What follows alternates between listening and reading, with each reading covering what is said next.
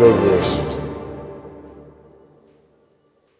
Greetings, I'm Shad, and I want to talk to you a little bit about mortar used in medieval castles. Now, as dry a topic as you might assume that is, it's actually very, very interesting because there is some misconceptions, misunderstandings about medieval mortar, which I've even been under in the past. I think I mentioned in my video how castles were built. And so, a viewer actually reached out to me saying, Shad, actually, you should have a look at this because this is how medieval mortar probably worked. And after getting that email, I looked into it further, found some really interesting things about it. Because the idea that mortar functioned like a type of glue holding the stones together is actually incorrect. Now, it's true, after about 1,000 years or so, just sitting there and just solidifying under pressure and other things like that, the ruins that we see, the mortar is rock solid.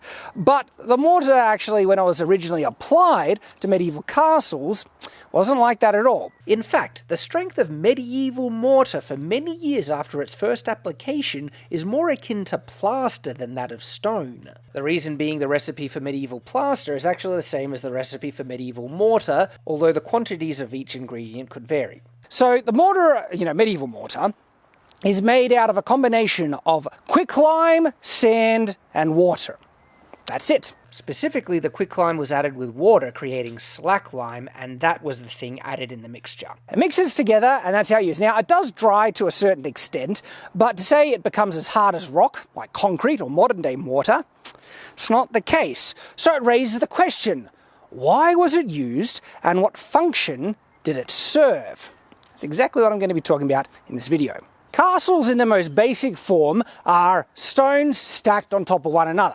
Now, there's a lot more complexity and sophistication to it than that. Balanced load-bearing points, arches for windows and doors, how to fix the roof and floors to the building, incorporating stairs and other things like that. So, look, there's a lot more to it. But in its most basic state, if we just dumb it down, it's stacking stones one atop another. And in some of the earliest cases of castle-like structures, that's how it's kind of done. If you have a look at the Scottish brochs, is it brochs? I'll put the name there. But these are really intriguing castle-like structures, not made with any mortar at all. Just stones stacked very carefully one atop another. And indeed, if we have a look at some of the stone foundations of Japanese castles, no mortar either, just very carefully positioned stones. So if it can be done that way, why use mortar at all? Well, there are inherent issues with that method, and it's about the points of contact. Now, I have two stones before me here, and so if I was to flip this one, oh gee, it's heavy, oh gosh, on top of this, okay?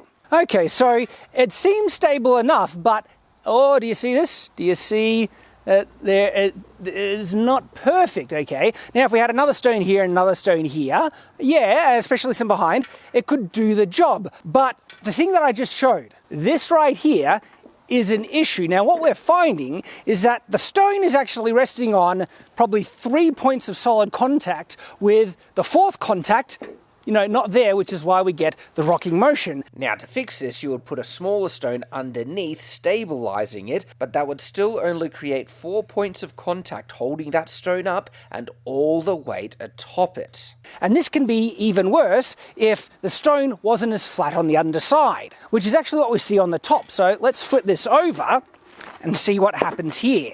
Do you see this? This is actually, ooh, it's not good at all right? Now, unless stones are perfectly flat, all right, this is going to cause some issues that I'll explain in just a moment. The smoothest, most carefully, chiseled stones are going to be the ones that go around the frames, the arches, okay, so the frames of windows, the archways, the main supports of vaulted ceilings and corbels and spans for doorways and things like that. But if they spent so much time on every single stone of the castle, that would just increase the time and workload to crazy amounts. Not saying it was never done, but generally when they free the stone from its larger origin, okay, where it comes from, they're only going to shape it somewhat. In actual fact, they're going to find the best position in which to place it. But even if you find a good position that it fits nicely, it's not going to be a perfect fit, and there will be irregular points of contact. So right here, okay,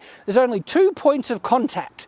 Now, this is a problem because there's a lot of weight that's going to be put on top of it. And with 100,000 ton pressing down on these smaller points of contact, well, that focuses all that pressure to very small areas, increasing the likelihood that this stone might actually break. And if the stone breaks, that could be devastating, like really serious, especially if there's a lot of stones above. And say part of this stone falls forward in the break, that could destabilize every single thing above, and it could actually cause like a whole side of a tower or castle to collapse.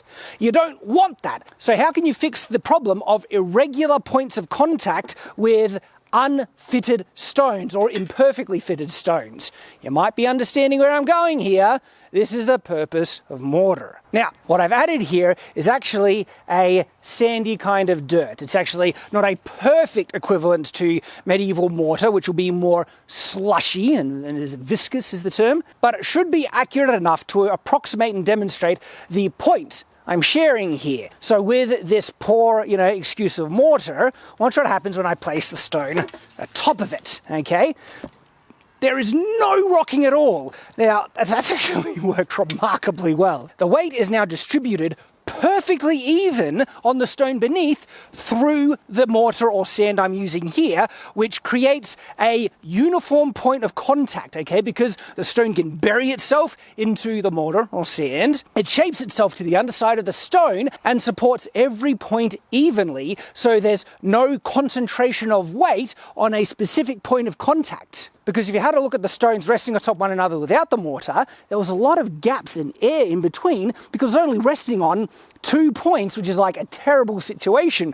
But with now mortar in between, look at how solid this is. It's not rocking. This is actually really, really stable.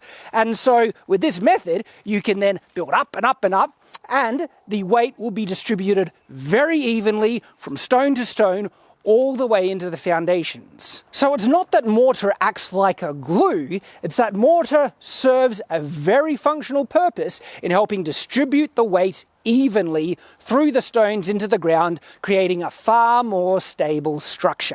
And like I said, there is a level of adhesion that helps, but it's not like glue, okay? The important point to remember. So this is actually, it just goes to show you how the ingenuity that went into these amazing medieval structures in just one point amongst the many. It helps me appreciate the genius of these beautiful structures, not only structures, really any structure of the medieval period and even earlier that used this type of basic, well, not this exact type, the substitute that I'm holding, of medieval mortar, which is just simply quicklime, sand, and water mixed together. So there we go. Look, I find it really interesting. I wanted to share it with you. I hope you have enjoyed. Maybe you've found it interesting. And of course, I hope to see you in the next video here on Shadiversity. So until that time, farewell.